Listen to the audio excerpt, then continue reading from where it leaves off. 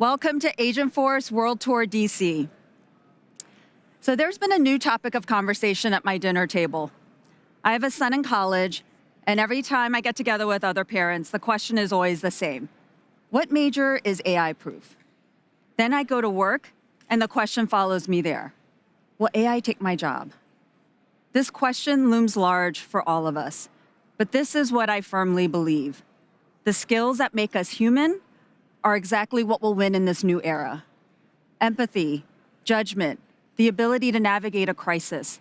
These aren't just soft skills, they're the mission. But the fact is that expectations are evolving and budgets and staff remain fixed or even shrinking. And that's the challenge. 81% of constituents say that they want more. Constituent expectations are rising. And over 70% say that they want a personalized experience. But we simply cannot do more. We're already at capacity. Instead, we need to do things differently. We need to offload the work that should be automated, the data entry, the status updates, document generation, and give that time back to the mission. The fact is, government teams are already using predictive, generative, and agentic AI. Think about your city services office. They're using predictive AI to anticipate a spike in cases before it happens. They're using agentic AI, I'm sorry, not yet, we're using generative AI to pre-fill complex forms and summarize years of case data. And now they're layering in agentic AI, a digital workforce to automate the entire process end to end. Agentic Enterprise for Public Sector is our mission-ready, unified, secure platform designed to turn that AI intelligence into real work. It starts with your system of context, bringing together all of your trusted data. Then you have your system of work. These are your Customer 360 applications, all of the knowledge about your business and how it operates. Then you have your system of agency. This is where you build and deploy agents across every channel and application. And it all comes together in your system of engagement, where humans and agents are collaborating in the flow of work, unlocking capacity to deliver mission speed and the services that constituents expect tomorrow. This journey isn't about future-proofing a career against AI. It's about embracing and maximizing your impact with it.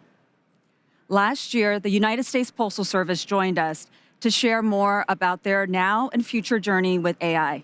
Take a listen. Oh, that's great to hear. And actually on AI, you refer to AI as the now and future solution. Yeah. You touched on it a little bit, but can you share a little bit more about the approach that the Postal Service is taking? Yeah, now is coming soon.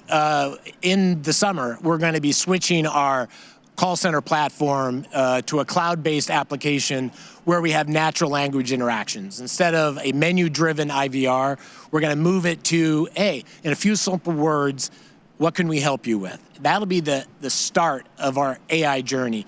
But we're looking at agentic AI and Agentforce and starting what we call kind of a crawl, walk, run approach.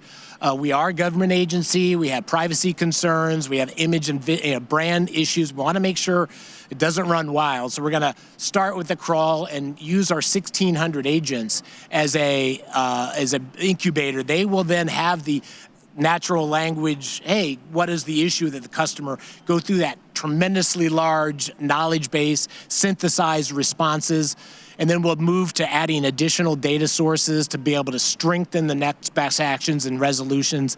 And then we'll start to walk and then move that to the broader community in the Postal Service, another 60,000 Salesforce users that resolve complaints.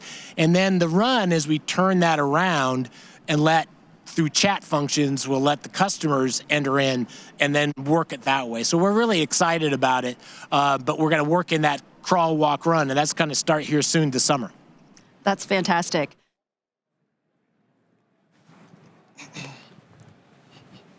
Crawl, walk, run. A year ago, Mark McCrary grounded us in that approach, and he was right. You know, I was a federal CIO and in government long enough to know that that's just how you adopt new technology, right? Mm-hmm. Ha. But Agentic AI flips that model. And that's why I'm excited to talk to Devin. Because this use case, we are all customers. The United States Postal Service operates one of the largest customer service operations in the world. Every address, every community, every business. So Devin, let's get into it. Awesome. When you first launched Agentforce last November, what surprised you the most once you moved from concept to operations? Awesome. So that's an excellent question, Mia, and thank you. That's a great starting point. So when I think about that, what we did foundationally right last year is that we made a deliberate investment in implementing a strong governance and risk tolerance model long before our deployment. So what we saw from that is that created guardrails for us to be able to scale when we would eventually deploy Agentforce very responsibly and confidently without hesitation. So when we ultimately deployed Agentforce last November, right before peak season, might I add, wasn't a conscious choice. And so what we saw from that and what we predicted was this normal user adoption arc, right? So when you think about it, awareness, evaluation, trial, adoption, and gradual advocacy.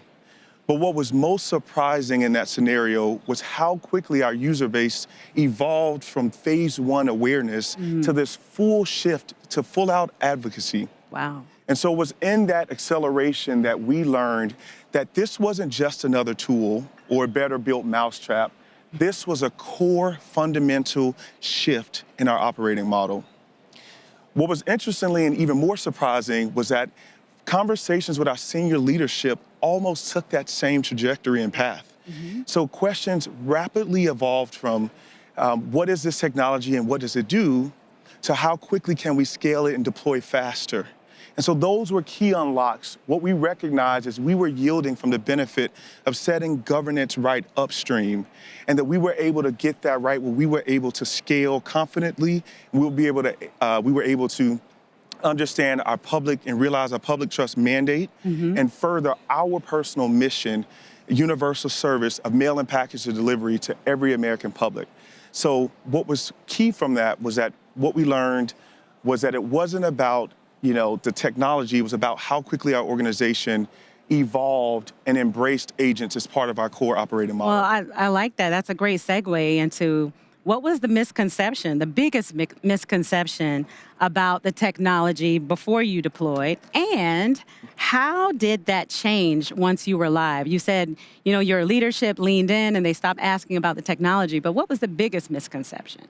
I'll tell you, this was a very challenging one. One of the biggest misconceptions up front was recognizing or thinking that deploying agentic AI would be relatively turnkey. Once connected to knowledge articles and knowledge systems, knowledge bases everywhere in between, that the challenge would be technical execution, or so I thought. What I quickly learned was that the challenge wasn't within technical execution, that wasn't the constraint, is what I refer to as a lack of agent orientation. Okay. So when we think about agents as part of our workforce, albeit digital, then like any new employee, they have to understand how to show up on day one. So that means agents have to understand how our organization speaks, how we think, and most importantly, how product domains operate. So for us specifically at the United States Postal Service, that meant grounding our AI agents in what I refer to as our institutional language of our organization, investing in prompt engineering and design, and tuning so that our agents can navigate our complex distinctions, domestic versus international, retail versus commercial, how to be able to make sure that our agents can provide accurate and contextually aware recommendations and responses. And so the piece that was not the misconception wasn't technology, it was us thinking that governance, guardrails, and systems integration alone were enough. Sure. And so the key piece from that and the lesson that was clear is that agents and our digital workforce need onboarding too. And so regardless of the training and orientation, if we provide that for our human agents, we have to make sure that we provide that for our digital agents so they can scale effectively and confidently across organizations. Yeah, especially in government, when there's so many acronyms that have the same acronyms that mean different things. All right, so you've learned a lot. So tell us, What do you think is next for U.S. Postal Service or across the federal landscape in general? That's an excellent question. What I think has evolved so much, almost on a daily and weekly basis, when we think about deploying agentic AI, one of the key things is, what's next is moving from this assistive AI technology to almost this fully agentic AI solution where agentic AI is serving as this workforce multiplier of sorts. So it's moving from agent assistant work to having agentic AI owning the entire work stream. And so in my view, that's not linear, right? And so in fact, with a lot of my conversations with my federal sector counterparts, some of which are in this room, it felt like AI adoption was this arms race, right? There was this push to stockpile and deploy as many AI agents as fiscally possible, and that's not a winning strategy. No. What is a winning strategy, and organizations and agencies who will move fastest in this area understand that it's not about the most AI, it's about how well those components are trusted, governed, and deeply integrated in mission-critical systems that enables us to scale. And so when I think about this, leaders in this area will get three things right. This is super critical. They'll govern before they design. They'll think about and harness agents as part of their workforce and their digital workforce, not just as AI assistants and automation, and that they'll design for intentional orchestration across all experiences where agents are able to seamlessly and confidently interact across systems and technology to be able to provide an ultimate result for our organizations and agencies. I love that. Yeah. Now, that's what mission speed will look like in action, ladies and gentlemen. So, Devin, thank you so much. Look, we got to keep that same energy as I welcome two of my favorite colleagues to the stage, Mia Rodriguez and Nadia Hansen. And around here, we call ourselves M&M. Now, listen, we can't leave this moment. We've got Devin here. We've got to get a quick selfie, ladies. Do you agree? Yes, we do. Let's do it. I'm gonna have to bend down. Yeah, you're going to have to. All right, bear with us, please. Turn it around. All right. Perfect. All right, well, let us get out of here, Devin, before Nadia turns us into an AI agent or something. Well, thank you, Mia. That was a lot of fun. Thank you, Devin, for participating in our selfie. I'm Mia. I'm the other Mia, and I'm here with my friend Nadia. And together, we're going to talk about how our products and solutions work together. Now, before we tell you what's hot in 2026, we're going to talk about some of the trends that overtook us in 2025, and I need your help. So raise your hand if you heard about the Labubu trend. Anybody? Oh, that was a very unfortunate one. How about the 6-7 trend? Yeah, and then the Dubai chocolate trend? Well, congratulations, we are all trendy. Our children will now finally be proud of us, Nadia. Hey, Mia, we can't say 6-7 and not do this. You guys, my kids are in the audience, so I have to be as cringe as possible. But in all seriousness, what's not a trend is everyone in this room is being asked about AI. Your leadership wants it. Your constituents expect it. Every vendor pitching you is selling it. Now, I had the privilege of serving in government for 15 years. And to be real honest, technology was never the problem. It was always the data. Data being trapped in 300 to 400 systems. Now, in this era of AI and automation, data alone is not enough. Context is the new currency. Context is what provides your data meaning, connects the systems. It powers intelligence across the entire enterprise. Without context, your AI agents, they don't know how to act. They wouldn't know how to advise. They don't know how to react. So think of data and context as your new infrastructure for AI. Now, speaking of agents, here's what I love about Agentforce public sector. The best part is this is not a blank canvas. Pre-built, configured agents that really understand how government works, whether it is case management, benefits eligibility, licensing, permitting, inspections, grants management, economic development, you name it. So the best part about them is this is beyond your static chatbots that are, by the way, so 1998. They provide relevancy. Have a conversation, and they are live in production in agencies like the USPS right now. Absolutely, Nadia. Agents are very different from chatbots. Agents have the power of deductive reasoning, so they are providing us with more than just static answers. They have guardrails that we can scale up or that we can scale down. Now, while chatbots are more reactive, agents are more proactive, so they have the ability to solve more complex problems with minimal human intervention. In fact, it's these agents that power Agentforce Public Sector, which is our AI-driven platform that we've created specifically for you, specifically customized for public sector agencies, so you all can work on some of your most complex problems. Now, let us imagine that we are in an orchestra, and many of you played band in high school, so you probably know what an orchestra sounds like. Now, in the center of our orchestra is where our flutes and oboes play. That's where our data is. Good data, clean data, grounds you in the full picture.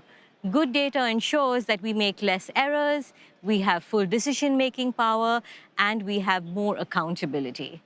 Good data ensures that we have reliable outcomes for us, for our teams, and for all the communities that we serve. Now let's stay with our orchestra theme for a second. And if data is the center of our orchestra, Agentforce Public Sector is the string section, the conductor of this entire orchestra is Slack.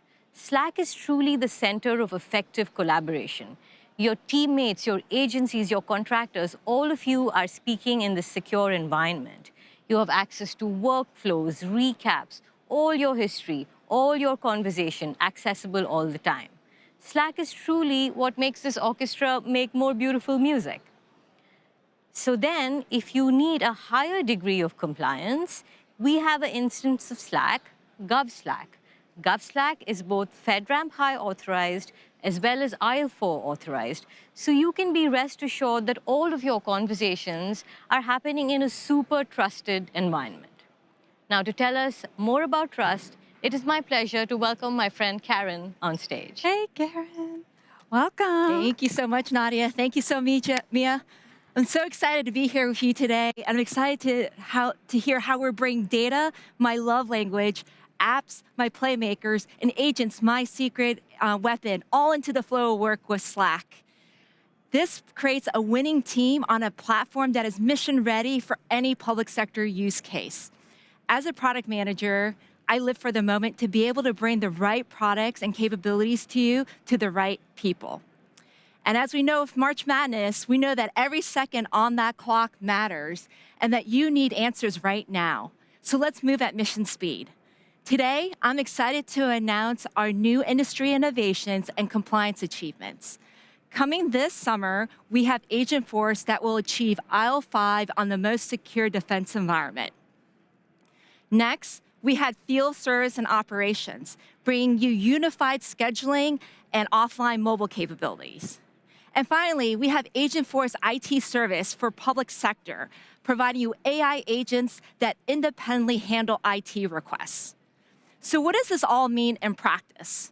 Well, let's see a demo of Agentforce IT Service for public sector and how it takes the manual out of maintenance. Let's meet Julia. It's her first day as a new state agency employee. She's usually flooded in paper forms and waiting days for basic equipment. And this delays her ability to serve new constituents. But now we can do things differently. Please welcome my demo driver, Matt Atkins, to show you how. Okay. Julia opens her Slack IT support channel, and she asks Agentforce IT employee agent about getting a new monitor. Instead of a generic link, the agent reasons through the request, instantly verifies her role, and then checks the configuration management database for her location and shipping address. It also checks the inventory to see what is available to her.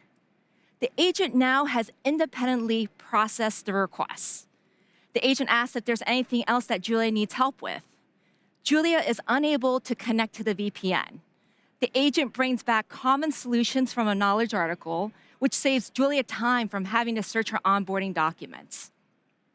Now the agent understands that this is a tier 2 technical issue requiring more advanced technical support. The agent offers to create and submit an incident on Julia's behalf. While the incident is in progress, Julia continues her onboarding.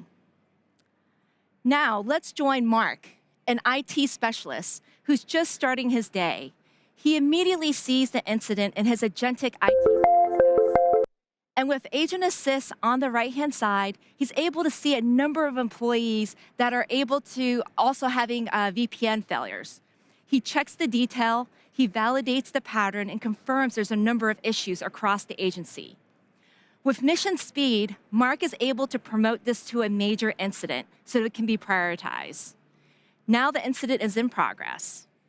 Now let's fast forward a half an hour later. An IT infrastructure teammate was able to pinpoint the issue. With this information, Mark updates the feed, and now with the help of the AI resolution summary, he's able to wrap up the incident promptly. Now what you just saw in the demo was a single entry point for Julia to connect to multiple subject matter agents to help with things like VPN troubleshooting and hardware management. Mission delivered at mission speed. Thank you, Matt, for that wonderful demo.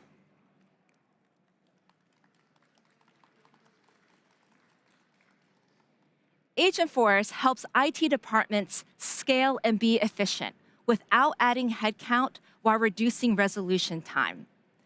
This is the definition of efficiency.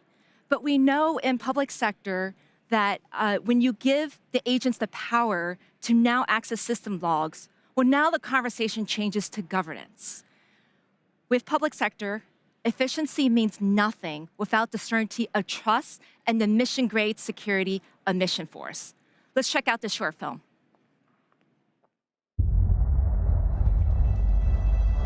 Somewhere out there, a mission is underway. We may never know what it is. We may never hear about the outcome. But we do know this. Every mission begins with purpose. And behind that purpose are people. Not just any people, the most extraordinary among us. The ones who run into the fire, who hold the line, the allies who guard the peace, the people who put their lives on the line so the rest of us can live ours, so our dreams can endure. But too often, their missions are slowed by silos, buried in outdated systems, trapped by processes built for another era. But what if their courage to achieve was matched by their ability to achieve it? What if their sacrifice was met with systems that never failed them? What if their resolve was met with the clarity to act without hesitation? Not just another parade or a thank you, but a commitment to the most extraordinary among us. We call it Agentforce. Agentforce is more than technology. It's trust in the moments when decisions matter most. It's acceleration when there's no time to waste. It's breakthrough innovation when bureaucracies and the status quo put lives on the line. Because missions aren't won in silos, no. They're won in the fire, in the field, in the quiet decisions that no one ever sees or hears. They're won by people. Agentforce is built for them, for the defenders, for the loved ones who wait, for the allies who stand beside us. It extends the best of the private sector to the public sector, to their families, and to our veterans, equipping our nation's defenders with the tools they need. Powered by agents and data, driven by automation, united through collaboration, built with urgency and agility, with the scale to deliver meaningful taxpayer savings, all while advancing the readiness of the United States and our allies around the world. This isn't just modernization, no, it's mobilization. A new way to serve those who serve us all. Because when the people behind the mission rise, we all do.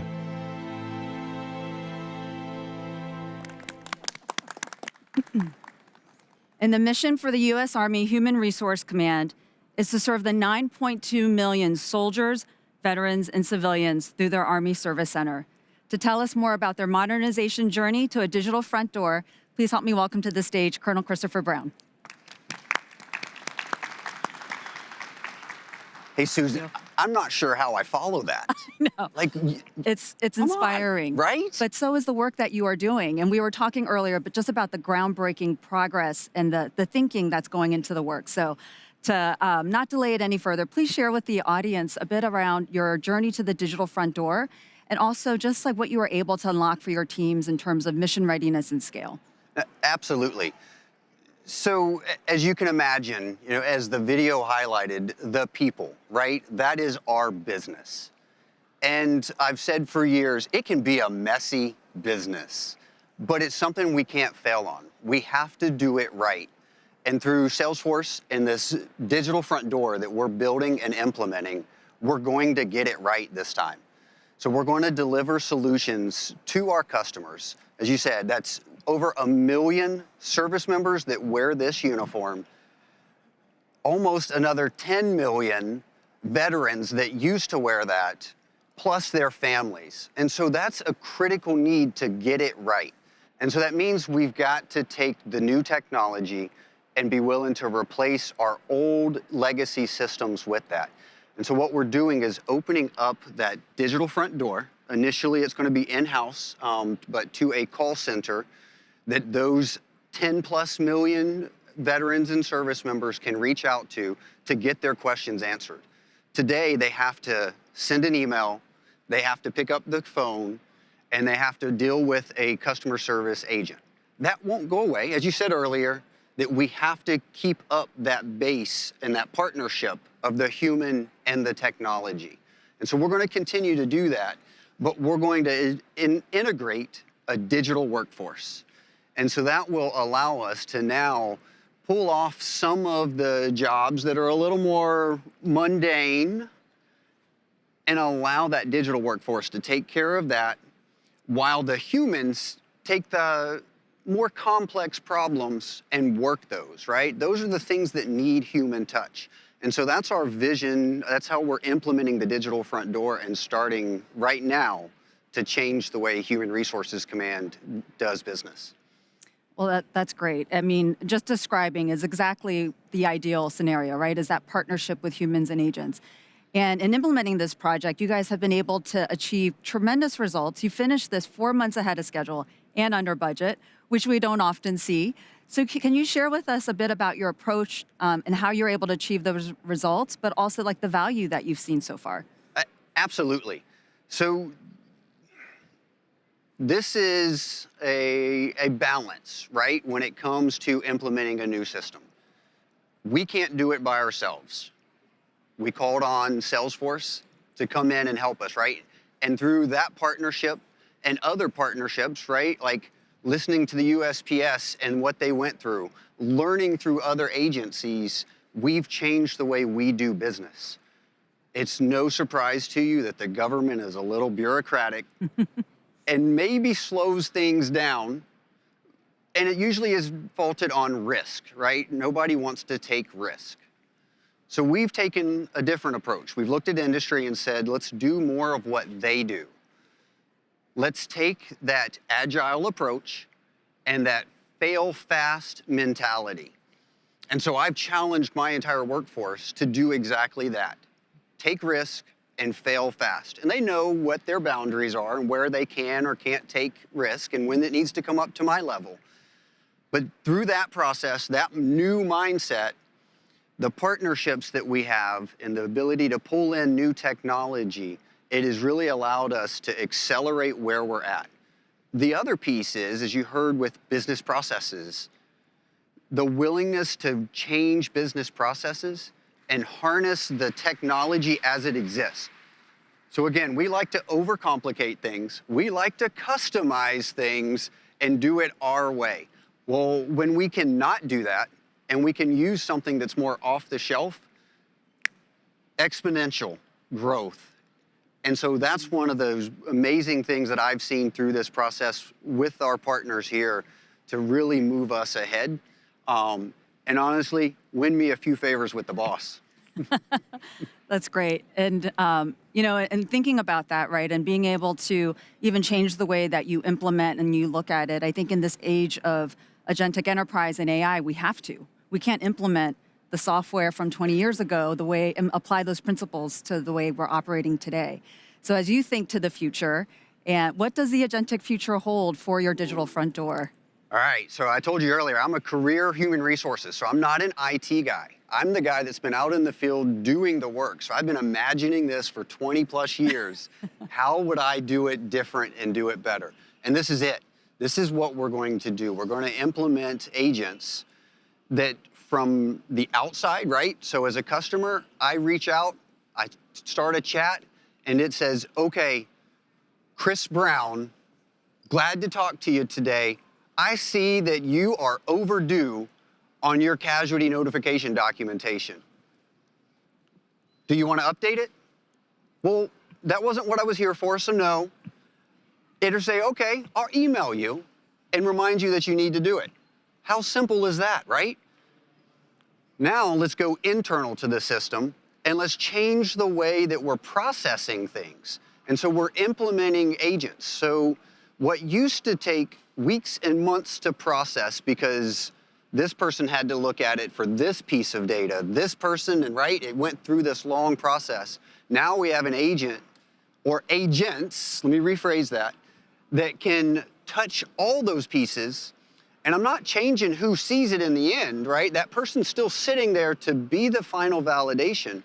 But I got a green checkbox that said it's already been checked and ready to go forward. So I just, again, cut out time, which gives that time back to the soldiers and service members that are out there because they're not waiting to hear back from us. They're not waiting 6 months to get feedback on, can I retire or not? We're doing it in weeks now. And then you take it all the way out to the commander's level. And we're providing commanders in the field predictive notifications of when soldiers are going to move and what their units and strengths are going to look like. And so now they can make a decision on who is going to be available for a rotation to somewhere overseas or maybe a training exercise where they didn't have that complete predictability before. And so really across the entire enterprise, we're looking at how we can implement agents to simplify, augment, and support our teams so that we really can move at mission speed. Great. Well, thank you so much for being here with us today. Absolutely. Thank you for sharing that. All right, thank you, everyone. I know we're at time, so I welcome you to join us at our public sector campground or any of the additional sessions we have this afternoon just for you. Thank you. Enjoy the rest of your Agentforce World Tour DC.